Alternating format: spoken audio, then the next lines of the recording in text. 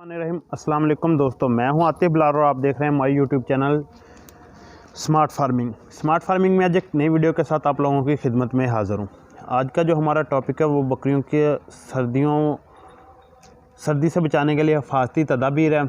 तो उस पर हम बात करेंगे कि बकरियों को सर्दी से किस तरह बचाया जा सकता है। पहले जैसे आपने मेरे चैनल पर वीडियो देखी है कि जिसमें मैंने बताया कि बकरियों की सर्दियों में कौन सी खुराक है और किस तरह इनकी केयर की जाए, लेकिन काफ़ी ज़्यादा दोस्तों ने रिक्वेस्ट की थी कि हमें फिर बताएं बकरियों की सर्दियों में हिफाजती तदाबीर कौन कौन सी होनी चाहिए। तो इस वीडियो में मैं आप लोगों के साथ शेयर करूँगा बकरियों की सर्दियों से बचाव के लिए हिफाजती तदाबीर।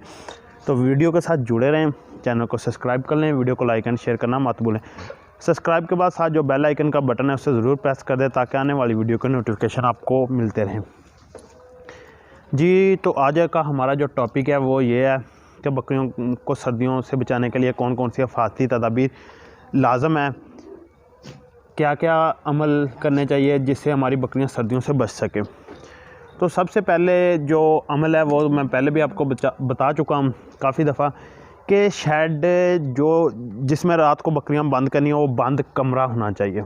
शेड कुछ इस टाइप का होना चाहिए, जैसा कि आप मेरा पहले ओपन शेड देख सकते हैं। ये शेड सिर्फ़ और सिर्फ गर्मियों और बारिश से बचाव के लिए इस्तेमाल किया जा सकता है, लेकिन सर्दी से बचाव के लिए यह शेड नहीं इस्तेमाल किया जा सकता। जैसा कि ये कमरा है, ये हमने बंद किया वो अच्छी तरह, बाहर से भी आप देख सकते हैं जो सुराख है बंद किया वो सामने बोरी वगैरह भी देख सकते हैं जो रात को दरवाज़ों के आगे लगाई जाती है। इस तरह का मतलब सिस्टम होना चाहिए कि आपका कमरा बंद हो। आप हमारे चैनल पर हमारे शेड की वीडियो तो देख चुके हैं, जो रात को बकरियां किस हाल में होती हैं अंदर, वो पहले आपने वीडियो देख ली है। तो इस वीडियो में मैं सिर्फ़ और सिर्फ आपको बताऊंगा हिफाजती तदाबीर। पहली हिफाजती तदाबीर आपको बता दी है कि बंद शेड होना चाहिए। बकरियों की खुराक मौसमी लिहाज से मतलब सर्दियों के लिहाज से सर्दियों वाली खुराक होनी चाहिए, जिसमें सब्ज़ चारे का इस्तेमाल कम होना चाहिए, खुश्क चारे का इस्तेमाल ज़्यादा होना चाहिए। खुश्क चारे में कौन कौन सी खुराक इस्तेमाल की जाती है, उसमें भूसे और लूसन की हे वगैरह इस्तेमाल की जाती है। ये दो चीज़ें मतलब भूसे दो नहीं है, भूसे काफ़ी ज़्यादा है, लेकिन गंदम का भूसे के अलावा वो सर्दियों में कौन कौन से भूसे दिए जाते हैं या बकरियों के लिए कौन कौन से भूसे होंगे, उसके लिए हम एक अलग से वीडियो शूट करेंगे। तो इस वीडियो में सिर्फ आपको बताऊंगा कि आपने भूसे इस्तेमाल करवाने हैं या भूसे इस्तेमाल करें। बेहतर आप होगा लूसन की है, क्योंकि लूसन की है जो है वो बहुत ही मतलब फ़ायदेमंद खुराक है बकरियों के लिए। बकरियों को सर्दियों में कुछ अजाफी प्रोटीन की ज़रूरत होती है। वो लूसन की है में प्रोटीन लेवल काफ़ी ज़्यादा होता है जो बकरियों के लिए इंतहाई मुफीद है। और साथ आप इनको दरख्तों का इस्तेमाल करवा सकते हैं, जिसमें लांगी है, देसी कीकर की शरी है, सिंबल है, कीकर है, नीम है, बोर्ड है, पीपल है। इस तरह के है काफ़ी ज़्यादा दरख्त है जो बकरियों को सर्दियों में इस्तेमाल करवाए जा सकते हैं, और ये बहुत ही ज़रूरी है क्योंकि दरख्तों की तसीर गर्म होती है और ये बकरियों के लिए इंतहाई मुफीद और ज़रूरी चीज़ें हैं। दूसरी हिफाजती तदाबीर का आपने दरख्तों का इस्तेमाल लाजमी करवाना है। और तीसरी बात, आपने साथ में इनको अजाफी प्रोटीन यानी कि खुशक दाने वगैरह, गंदम के दाने वगैरह भी देने हैं। अगर आपकी बकरी सर्दियों में भूखी रहेगी, मतलब उसकी खुराक उसे पूरी ना मिली, तो भूखे जानवरों को हमेशा सर्दी लगती है और सर्दी के साथ साथ बीमारियां भी अटैक करती हैं। आपने कोशिश करनी है कि आपका जानवर भूखा ना रहे, एक अच्छी खुराक डेली बेसिस पर आपने प्रोवाइड करनी है जानवरों को। तो तीसरी चीज़ जो आपने मेन है वो शेड में जो पानी है रात को खड़ा या किसी बर्तन में आप पानी रखते हैं, जैसे कि हमारे वो आप टब देख सकते हैं सामने, टब में पानी होता है। हमने इस तरह टब नहीं छोड़ना, पानी जब भी देना है ताज़ा पानी देना है। सुबह के वक्त जितनी बार भी पानी थोड़ी देर बाद चेंज करते रहा करें। अगर ठंडा पानी बकरियां पिएंगी तो इनका टेम्परेचर लो हो जाएगा ठंडे पानी के साथ, और इन पर बीमारियां अटैक करने के चांसेस काफ़ी ज़्यादा हो जाएंगे। तो इसी तरह आपने सुबह के वक्त भी इनको इजाफी प्रोटीन जिनमें दाने वगैरह का इस्तेमाल थोड़ा बहुत करवा सकते हैं, खुश्क चारे का, साथ में दरख्तों वगैरह का। और शाम के वक्त तो लाजमन आप इन्हें एक अच्छा चारा दें जिससे बकरियां पेट भरकर रात को मतलब सुकून के साथ आराम कर सकें। इनको मतलब चारा मुकम्मल होना चाहिए। तो पानी आपने जितनी बार भी देना है, पानी आपने हमेशा इन्हें ताज़ा और साफ़ देना। अगर धूप निकली है तो फिर पानी मतलब बार बार चेंज करने का कोई प्रॉब्लम नहीं, कोई इशू नहीं। अगर धूप नहीं है तो फिर बकरियों को आपने पानी वो दूसरा ही देना है, ताज़ा पानी मुहैया करना है।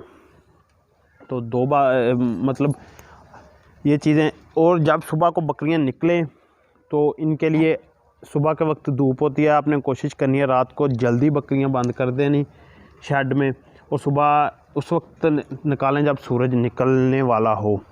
अगर सूरज नहीं निकलता, धुंध है, मौसम नहीं ठीक, बादल है, तो फिर आपने इनके लिए कोई आग का इस्तेमाल करना है। आग जलानी है जिसमें बकरियां आकर आसानी के साथ आग की चारों तरफ खड़ी हो सके।